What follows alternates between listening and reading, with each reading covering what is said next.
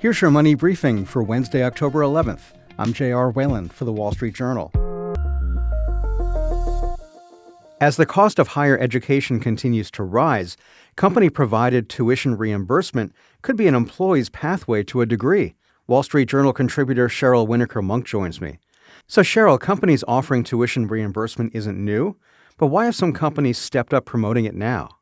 Well, when you look at the student debt picture in the country and the high rising cost of college, it really makes a lot of sense that employers would want to step in and help their employees. Many people simply can't afford college at this point. What types of programs do companies typically offer?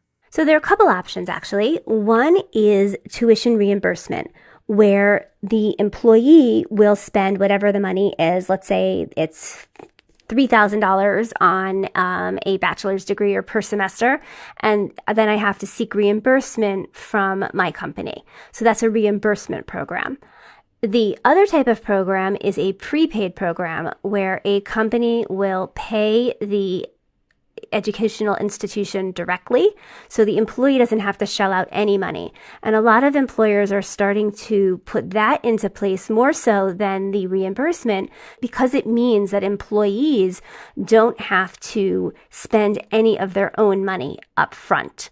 Can you give me an example of the nuts and bolts of a program a company is offering employees? Yeah, so just to preface this, that every company has a slightly different programs. But as a general example, Walmart pays 100% of tuition and books for an undergraduate degree at more than 25 universities.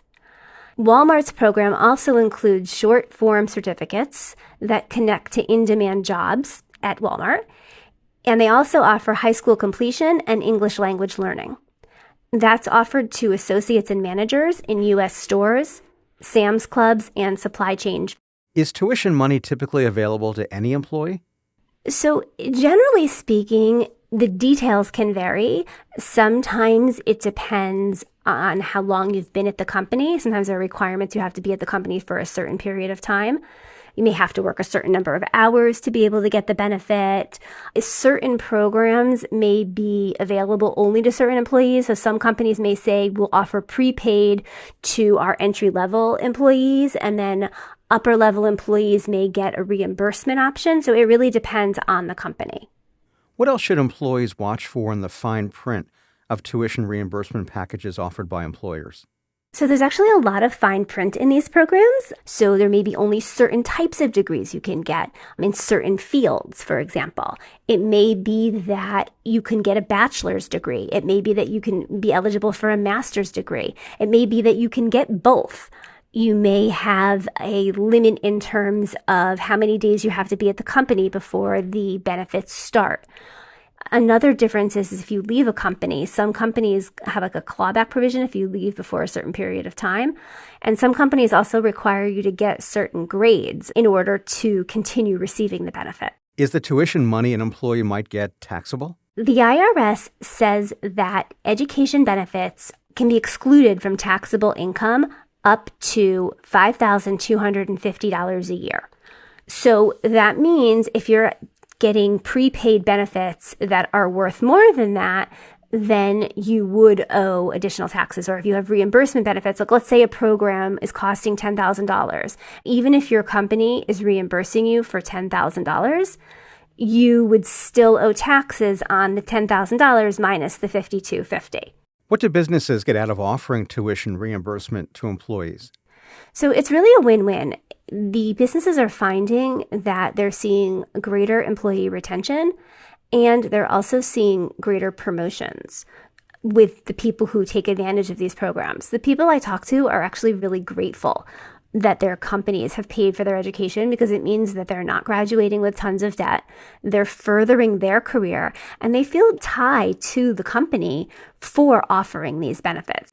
And several companies I spoke to said that they really want to offer these benefits to their employees so that they will grow ideally within the company, but they also recognize that they may not ultimately stay with the company, but that's okay too. The ultimate goal is to give the education to your employees so that they grow within the company. Is there any way for companies to ensure that an employee won't leave right after completing a higher education program with tuition reimbursement money? Some companies have clawback provisions where you have to stay for a certain period of time, otherwise you owe the money back. Not all programs have it. So again, read the fine print because it just really depends on the company's tuition benefits offering. That's Wall Street Journal contributor Cheryl Winokur Munk. And that's it for your Money Briefing. Today's show is produced by Ariana Osperu, with supervising producer Melanie Roy and deputy editor Chris Zinsley. Plus, we had additional support from Zoe Colkin.